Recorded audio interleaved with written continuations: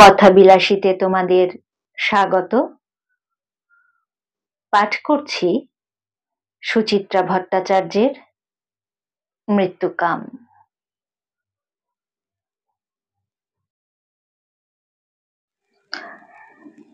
কথাটা কিভাবে শুরু করবে বুঝে উঠতে পারছিল না অরুণাভ, অথচ সোমাকে আজ সব খুলে বলতেই হয়, বলা উচিত। কতদিন আর ছলনা দিয়ে ঢেকে রাখা যায় সত্যকে? অরুণাভ আসার সঙ্গে সঙ্গে নার্স মেয়েটি বেরিয়ে গেছে ঘর থেকে। যাওয়ার সময় 3 দিকের আভূমিলম্বিত দুধ সাদা ভারী পর্দায় ঢেকে দিয়ে গেছে চতুর্দিক। ছোট্ট খুপড়িটুকু জুড়ে এখন শেষ বিকেলের আলো ছায়া। ওষুধ আর লাইজলের তীব্র গন্ধে কেমন যেন মৃত্যু বিষাদ। ঝিমঝিম সেই বিষাদে নিজেকে মুড়ে এক প্রতিমা হয়ে নিশ্চুপ বসে আছে সোমা, চোখ বুজে, পিঠের পিছনে উঁচু বালিশ দুটোতে ঠেসান দিয়ে। মাত্র 5 দিনেই সোমা কি ভীষণ রোগা হয়ে গেছে, রক্তহীন ফ্যাকাশে। নার্সিংহোমের ঢলঢলে সাদা অ্যাপ্রনে আঁটোসাঁটো বাঁধা 2 বিনুনিতে সম্পূর্ণ আভরণহীন সোমা যেন ঠিক সোমা নেই। সে এখন এক চিররুগ্ন শীর্ণ বালিকা। তার কোমর অবধি সাদা চাদর টানা, সাদা বিছানা, সাদা বালিশ, সর্বত্র বড় অসহ্য শুভ্রতা। অরুণাভর গা ছমছম করে উঠল। এক লাফে উঠে গিয়ে মাথার দিকের বন্ধ জানালাটা খুলে দিয়েছে হাট করে। আলো আসুক, একটু বাইরের আলো আসুক না ঘরে। চকিত আলোর ঝাপটায় সোমাও চুপ খুলেছে। অরুণাভ জানালার পর্দাটাও সরিয়ে দিল। এই জানালাটা এরা সবসময় বন্ধ রাখে কেন? রোগীর ঘর, এখানে তো একটু আলো বাতাস খেলা দরকার। সোমার ঠোঁটে ফিকে হাসি। এসি চলে যে, মাঝে মাঝে তো এসি বন্ধও থাকে। শীতের শুরুতে এভাবে জোরে ফ্যান না চালিয়ে সিস্টারকে তো বলতে পারো জানালা খুলে দিতে। দেয় তো, কচু দেয়। দিলে এমন মরা থাকে কি করে ঘরটা স্যাঁতস্যাঁতে? হাসপাতাল, নার্সিংহোম এরকমই হয়। সোমার ঠোঁটে হাসিটুকু ঝুলে আছে। আর ভেবে কি হবে, আজই তো শেষ। কাল বাড়ি গেলে সব সময় নয় দরজা জানলা খুলে রেখো। অরুণাভ সামান্য থমকালো। কাল বিকেলে সোমা যে শুধু একাই ছাড়া পাচ্ছে, এ কথা কি সোমা জানে? সোমার কপাল বেয়ে কয়েক গাছি বাসি চুল অলস ছুরি নামিয়েছে। অরুণাভ আলতো হাতে সরিয়ে দিল চুলগুলোকে। মনে মনে ভূমিকা তৈরি করেছে, বাড়ি গিয়ে কিন্তু চুপ করে বিছানায় শুয়ে থাকবে, বেশি নড়াচড়া একদম না। সোমার হাসি নিভল। ডাক্তারবাবু একটু আগেও আমাকে বকাবকি করছিলেন। এত তাড়াতাড়ি নিয়ে যাওয়াটা ডাক্তারবাবুর পছন্দ হচ্ছে না। সিজার কেসে মিনিমাম আরো 2-3 দিন। সোমা অরুণাভর হাত চেপে ধরল। আমি এখানে কিছুতেই থাকবো না। কে বলেছে থাকতে? অরুণাভ হেসে ফেলল। কাল তোমাকে কত লোক নিতে আসবে জানো? দিদি, জামাইবাবু, তোমার দাদা, বৌদি। তুমি? পাগলি কোথাকার, আমাকে তো আসতেই হবে। বলতে গিয়ে অরুণাভর বুকটা ধক করে উঠেছে। শুধু আজ কেন, আরো কতদিন যে আসতে হবে এখানে? এই কথাটাই তো সোমাকে জানানো দরকার এক্ষুনি। অরুণাভ ছোট্ট টুলটা খাটের আরো কাছে টেনে নিল। সোমার হাত ছুঁয়ে মিনিট খানেক বসে রইল চুপচাপ। তারপর খুব নিচু স্বরে শুরু করেছে, সোমা, তোমাকে একটা কথা বলার ছিল। কথা দাও, শুনে তুমি একটুও কান্নাকাটি করবে না। সোমা চোখ বন্ধ করে অন্যদিকে মুখ ঘোরালো। তুমি কি বলবে আমি জানি। জানো? কি জানো? তোমরা সকলে আমাকে মিথ্যা কথা বলেছ। সোমার গলা দুলছে। বাচ্চাটা পেট থেকেই মরা বেরিয়েছিল। না! চিৎকার করে উঠতে গিয়েও অরুণাভ অনেক কষ্টে সামলে নিল নিজেকে। বিড়বিড় করে বলল, তুমি জানো না। বাজে কথা। তুমি মিথ্যে আমাকে ভোলাতে চাইছো। বন্ধ চোখের কোল বেয়ে অসারে অশ্রু ঝরছে সোমার। কান্নায় গলা বুজে গেল। আমি জানি সে নেই, মরে গেছে। কথাটা বুকে জমাট হয়ে আটকেই রইল অরুণাভর। হায় রে, সত্যি যদি তাই হতো। একটা ফুলের মতো সুন্দর শিশু টলমল পায়ে ছুটছে, কোঁকড়া কোঁকড়া চুল, ফোলা ফোলা তুলতুলে গাল, হাসছে, খেলছে, ঠোঁট ফোলাচ্ছে, মাঝে মাঝে নিজের মনে বলে চলছে, তা তা তা তা। শিশুর বদলে ওই দানব। সন্ধ্যা নামার আগে বিকেলের এই মুহূর্তটায় কি যে একটা হয় দেবীপ্রসাদের। ঝিমঝিম ঘোর ঘোর ভাব। রাস্তার আলোগুলো সব আবছা। দোকানপাট, পদঘাট কেমন নিষ্প্রভ, যান্ত্রিক। এ সময়ে একটু ধোঁয়া মাথায় ভরে নিতে পারলে তাও একটু আরাম হয়। ভেতরে ধোঁয়া গেলে বাইরের ধোঁয়া ধোঁয়া ভাবটা কাটে, এই আর কি। কিন্তু উপায় নেই। হাঁপানির টান বেড়েছে, কাশিও। দিনে এখন 3টে সিগারেট বরাদ্দ। 2টো খাওয়া হয়ে গেছে, রাতের খাওয়া শেষ হলে একটা জুটবে। সেরকমই আইন বেঁধে দিয়েছে তার ছেলে। শুধু ছেলে না, স্ত্রীও। দেবীপ্রসাদ এখন ওই দুজনের খাসতালুকের প্রজা। পিছনে 2-3টে ছেলেকে দেখে দেবীপ্রসাদ দাঁড়ালেন একটু। ছেলেগুলো তাকে বড় জ্বালাতন করে। সব সময় কাপড় চোপড়ের হুঁশ থাকে না। দেবীপ্রসাদের ঠোঁট আপন খেয়ালে বিড়বিড় করে। তাই দেখে ছেলেরা হেসে কুটোপুটি হয়। কি দাদু, সংগ্রাম কদ্দূর? বিপ্লব এলো? দেবীপ্রসাদ খিঁচিয়ে ওঠেন। আসবে রে, আসবে। ছেলেরা পানীয় জলের বোতল তোলায়।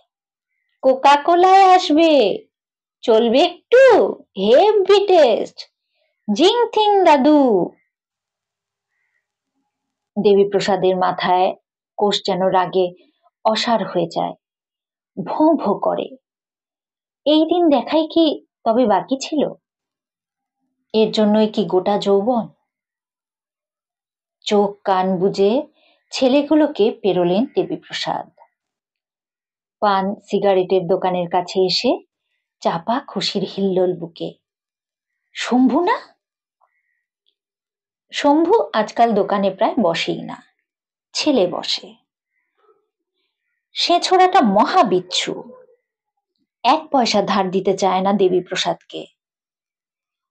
কি গো শম্ভু, আজ তুমি যে বড়। শম্ভু এক খদ্দেরের পান সাচ্ছিল। বয়স্ক হাতে সে তাড়াতাড়ি চুন খয়ের লেপতে পারে না। খদ্দেররা বিরক্ত হয়। তাই পানেতেই এখন তার অখণ্ড মনোযোগ। তবু হাসলো ভদ্রতা করে। ছেলে আজ একটা ফাংশনে যাবে, গভর্নমেন্টের। বোম্বে থেকে সব নাচতে আসছে। মিঠুন, শ্রীদেবী, অনিল কাপুর, মাধুরী। ওলে ওলে ফাংশন।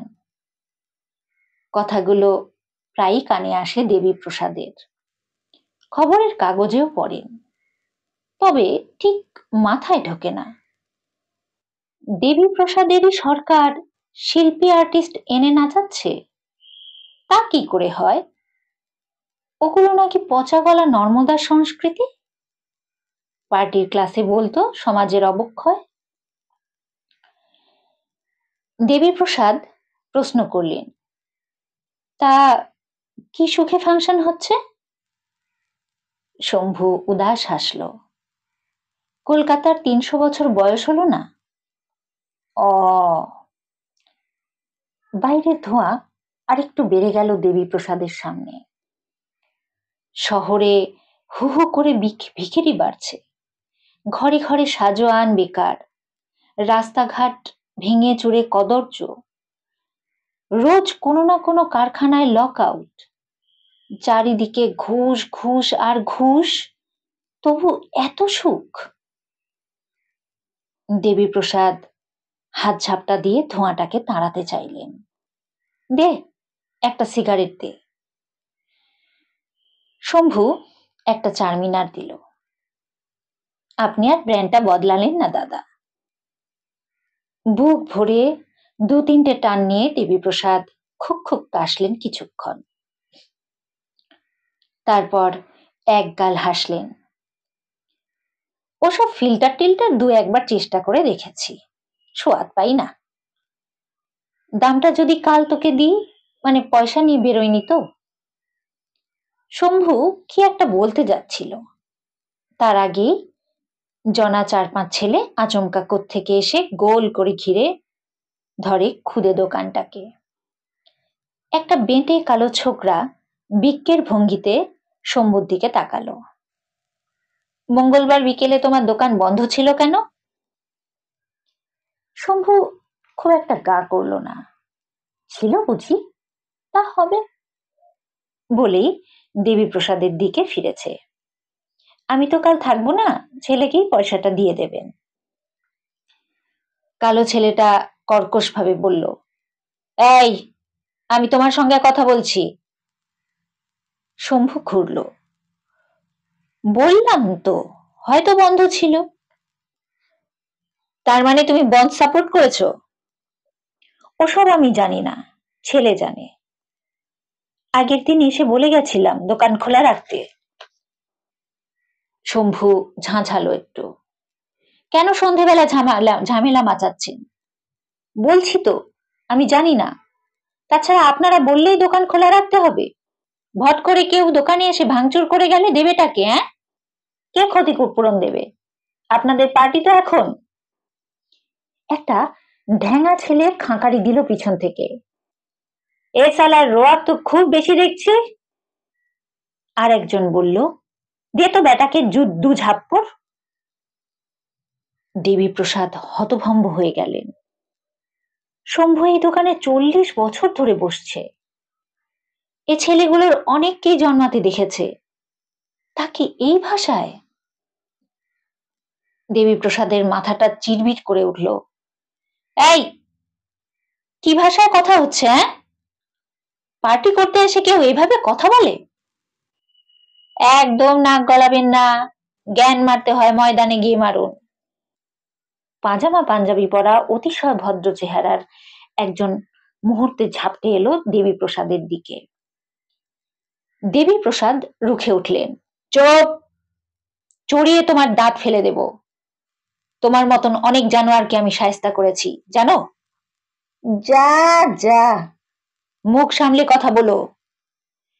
দেবী প্রসাদ তেড়ে যাওয়ার আগেই ছেলেটাই চেপে ধরেছে তার কলার। সঙ্গে সঙ্গে পিছন থেকে এক মাঝবয়সী লোক এগিয়ে এসে সরিয়ে নিয়েছে ছেলেটাকে।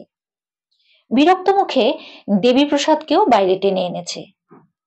কি পাগলামো হচ্ছে দেবীদা? যান, ছেলেদের কাজ করতে দিন। ক্রোধে কয়েক মুহূর্তের জন্য মাথা ফাঁকা হয়ে গিয়েছিল দেবীপ্রসাদের। মধ্যবয়স্ক লোকটাকে চিনতে পেরে সামান্য ধাতস্থ হলেন। রবিন, প্রেস আছে, কন্ট্রাক্টরির ব্যবসা ধরেছে, এখানকার নাগরিক কমিটির হেক্কর এখন। 72 সালে যখন তিনি কুকুরের মতো পালিয়ে বেড়াচ্ছেন এক আশ্রয় থেকে আরেক আশ্রয়, তখন এই লোকটা পার্টির ছায়াও মারাতো না কোনোদিন। আর এখন কত বড় দাদা। দেবীপ্রসাদ খেঁকিয়ে উঠলেন, তুমি পেছন থেকে এসব করাচ্ছ? হ্যাঁ?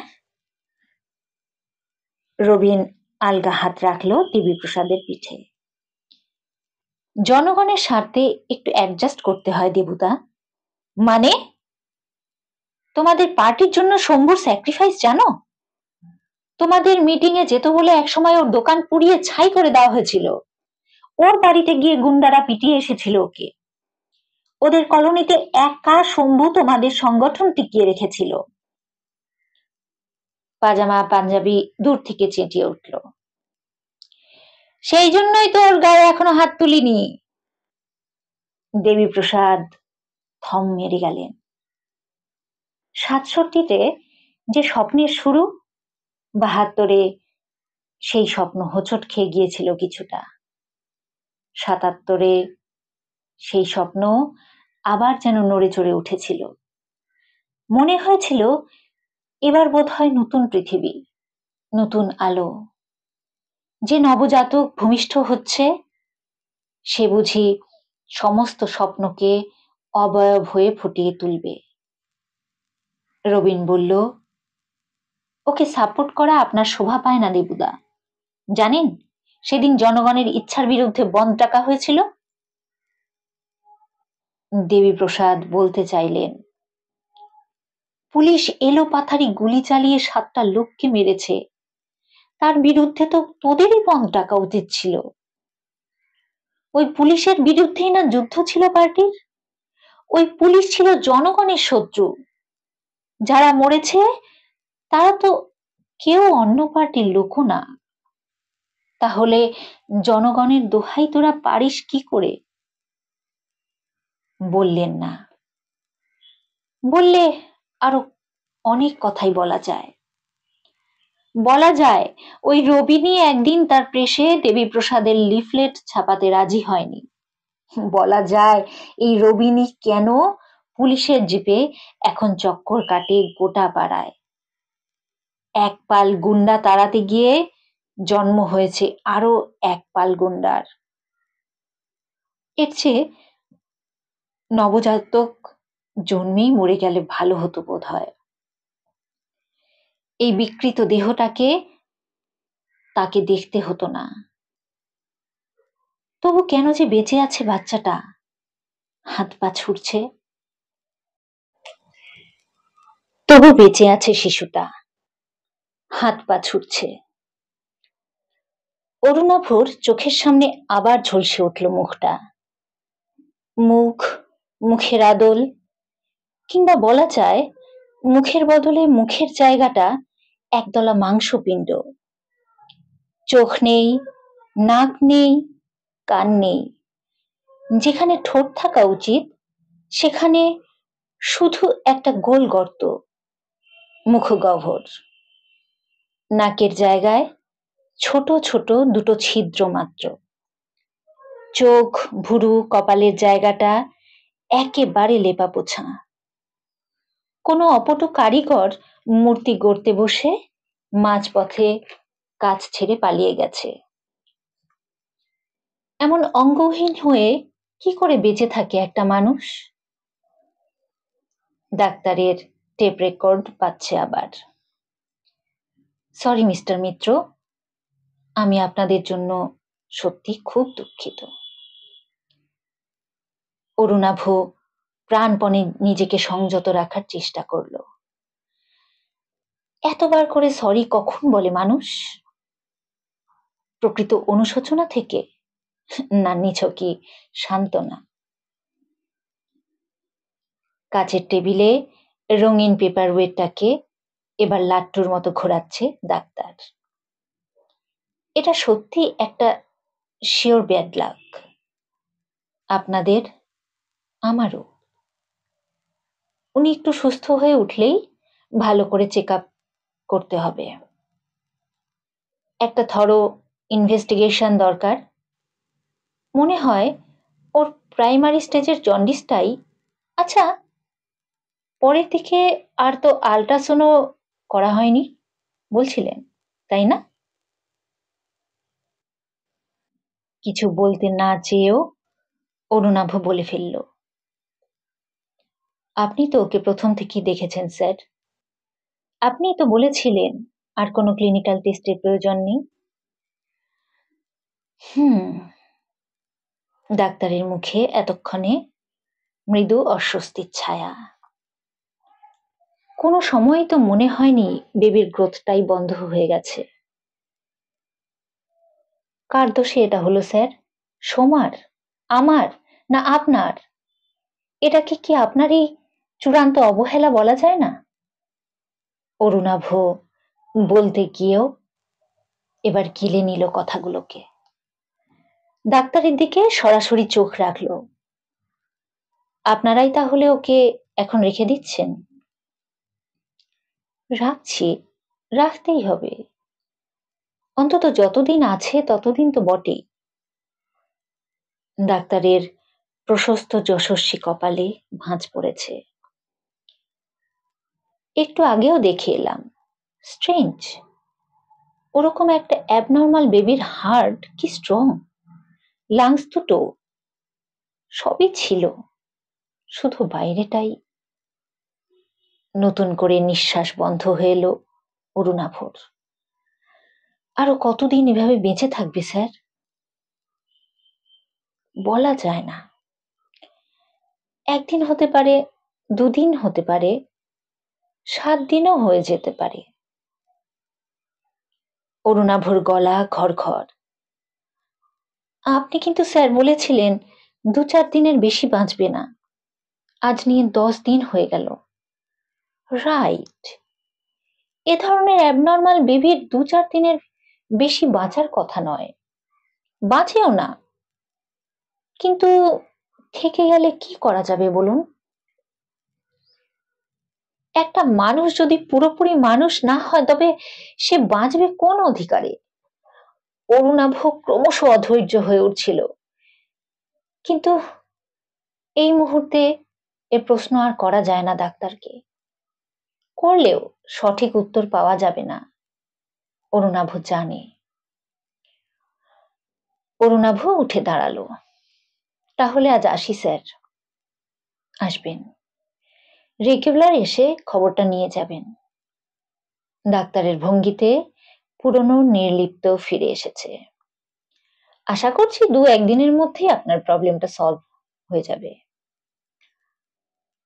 অরুণাভর জিজ্ঞাসা করতে ইচ্ছে হলো, ওকে কি কোনোভাবে মেরে ফেলা যায় না? বলল না। কোনো কোনো ইচ্ছে মনে মাথা কুটে মরলেও তাকে মনেই রেখে দিতে হয়। ডাক্তারের ঘর থেকে বেরিয়ে অরুণাভ দাঁড়িয়ে পড়ল। প্রচন্ড মানসিক বিশৃঙ্খলায় যে জন্য আসা সেই কথাটাই ভালো করে আলোচনা করা হয়নি। অরুণাভকে ফিরতে দেখে ডাক্তারই জিজ্ঞাসা করলো, কি হলো, আর কি প্রবলেম? স্যার, ওর ওই ব্রেস্ট সেপটিক হয়ে যাওয়াটা ভয়ের কিছু নয় তো? মানে অন্য কোনো ক্ষতি হবে না তো? আরে না না, ওষুধ তো লিখে দিলাম, টাইমলি খাইয়ে যান, পেন বেশি হলে সেঁকটা চালাবেন, ভয়ের কিছু নেই। মায়ের বুকে দুধ আসা কোয়াইট ন্যাচারাল ব্যাপার। ডাক্তার দার্শনিক হলো, সন্তান যেমনই হোক, বেঁচে থাক মরে যাক, যে তাকে ধারণ করেছিল তার স্বাভাবিক যন্ত্রণাগুলো তো থাকবেই। কতদিন? যতদিন না যন্ত্রণার উৎস শুকোয় ততদিন। প্রকৃত যন্ত্রণার উৎস কি শুকোয় কোনোদিন? কখনো? অরুণাভ ধীর পায়ে বেরিয়ে এলো। ঘরের ভেতরে ভয়ানক ছটফট করছিলেন দেবীপ্রসাদ। এখনো তার ডান কাঁধে অসহ্য ব্যথা, কপাল ফুলে আছে, তবু তাকে ঘরে আটকে রাখতে হিমশিম খেয়ে যাচ্ছিলেন প্রভাতী। একটু আগে কয়েকটা ছেলে ধরাধরি করে দেবীপ্রসাদকে বাড়ি পৌঁছে দিয়ে গেছে। স্টেশনের ওপারে নাকি অজ্ঞান হয়ে পড়েছিলেন। কেন অজ্ঞান হয়েছিলেন কিছুতেই স্ত্রীকে খুলে বলতে রাজি নন তিনি। শুধু থেকে থেকে তর্পে উঠছেন। কি যে বলছেন মাথায় ঢুকছে না প্রভাতীর। প্রভাতী কপালে করাঘাত করে ডুকরে উঠলেন। তোমার কি কোনোদিনই জ্ঞানগম্য হবে না গো? বাড়িতে এত বড় একটা বিপদ, ছেলে বউয়ের এমন একটা সর্বনাশ, এ সময় তুমি কারোর কথা ভাববে না? ছোট্ট দু কামরার বাড়ি, এক ঘরের কথা একটু উঁচু হলেই আর এক ঘরের কানে যায়। অরুণাভ সোমার কাছে আর বসে থাকতে পারল না, উঠে এলো পাশের ঘরে। কি হয়েছে মা, চেঁচাচ্ছ কেন? ছেলেকে সামনে পেয়ে যেন জোর বাড়ল দেবীপ্রসাদের। মাকে বলতো কেন আমাকে বাইরে যেতে দিচ্ছে না? অরুণাভ তার খ্যাপাটে বাবাকে চেনে, আবার চেনেও না।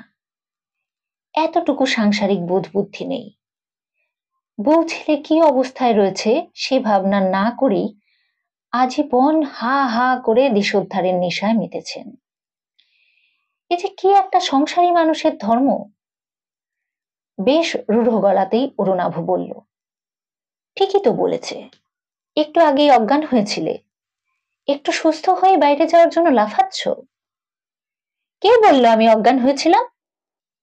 ওরা আমাকে মেরে শুয়ে দিয়েছিল, আবার ওরাই আমাকে কাঁধে করে বাড়ি পৌঁছে দিয়ে গেছে। অরুণাভ হা হয়ে গেল। বাবার সাম্প্রতিক পাগলামিটার ব্যাপারটা অনেকের মুখে শুনেছে বটে, কিন্তু এত দূর যে গড়িয়েছে এ সম্পর্কে তার ধারণাই ছিল না। রাস্তাঘাটে যখন তখন যার তার সঙ্গে ঝগড়া করছেন, কারণে অকারণে পাড়ার দাদাদের গালাগাল করছেন, রাস্তার চ্যাংড়াটা পাগলা বলে টিটকিরি ছুটছে। এতটা অবধি তবু গা সাওয়া ছিল অরুণাভর। তা বলে মারপিট? অরুণাভ বাবার কাঁধ ধরল, নরম করে বলল, কি গন্ডগোল পাকিয়েছিলে আজ? এবার সব খুলে বলো তো। ছেলের কোমল কণ্ঠস্বরে ঈষৎ নিষ্প্রভ হলেন দেবীপ্রসাদ। সাফাই দেওয়ার সুরে বললেন, না রে, গন্ডগোল কেন পাকাবো? ওপাড়ার একটা ভাড়াটেকে গায়ের জোরে বেআইনি ভাবে তুলবে বলে 5-7টা গুন্ডা এসেছিল। আমি ওদের এগেনস্ট কমপ্লেন করতে গিয়েছিলাম। গিয়ে দেখি ওরাই পার্টি অফিসের গেটে দাঁড়িয়ে। যতীন সুলীল সকলে দাঁড়িয়ে আমার মার খাওয়া দেখলো, তো শব্দটাও করলো না। অরুণাভ থাকতে পারলো না, ভেঙচে উঠল, ওরাই না তোমার পুরনো দোস্ত, কমরেড? দেবীপ্রসাদের বুকে একটা কষ্ট দানা পাকাচ্ছিল। ঠিক কবে থেকে যে পচতে শুরু করলো স্বপ্নটা। টাকা, ক্ষমতা আর লোভী কি বিষাক্ত জারক রসের মতো চালিয়ে গেল স্বপ্নটার শরীরে? নাকি চারিদিকে সবাই খুব সুষ্ঠুভাবে চলছে, তারই দেখার চোখ ভোঁতা হয়ে গেল বয়সের সঙ্গে সঙ্গে? উদ্বাস্তুদের জন্য লড়াইটা মিথ্যে, গ্রামে গ্রামে চাষিদের সঙ্গে দিন কাটানোগুলো মিথ্যে, 30 বছর ধরে তার একনিষ্ঠভাবে ছাত্র পড়ানো মিথ্যে। শুধু সত্যি আজকের ওই মার খাওয়াটুকু। দেবীপ্রসাদ ঘাড় ঝুঁকিয়ে খাটে বসে আছেন। প্রভাতী ছেলের সঙ্গে বাইরে বেরিয়ে এলেন। ছেলে ফেরার পর থেকে তার সঙ্গে এখনো ভালো করে কথা বলতে পারেননি। বারান্দায় এসে ফিসফিস করে জিজ্ঞাসা করলেন, ওদিককার কি খবর? ভেতরের বিরক্তি গোপন রাখতে পারল না অরুণাভ। কি আবার একই? প্রভাতী ফোঁস করে শ্বাস ফেললেন। হায় কপাল, ঘরে এক পাগল, কিছু মানে না, আর ওদিকে আর এক সর্বনাশ। আহ, কি হচ্ছে মা? সোমা শুনতে পাবে। প্রভাতী আঁচলে চোখ মুছলেন। এবার বৌমাকে সব জানিয়ে দে। আর কতদিন লুকিয়ে লুকিয়ে রাখবি? অরুণাভ দুদিকে মাথা নাড়ল। সে তো চিৎকার করে সবাইকে বলে ফেলতেই চায় সবকিছু, পারে কই? একা একা যন্ত্রণা সহ্য করা যে কি কষ্টের, মা যদি বুঝতো। নার্সিংহোমের চত্বরে ঢুকে পা কাঁপছিল অরুণাভর। রোজই কাঁপে। অফিস থেকে বেরোতে আজ বড় দেরি হয়ে গেছে। ছুটির পর ইউনিয়নের মিটিং ছিল।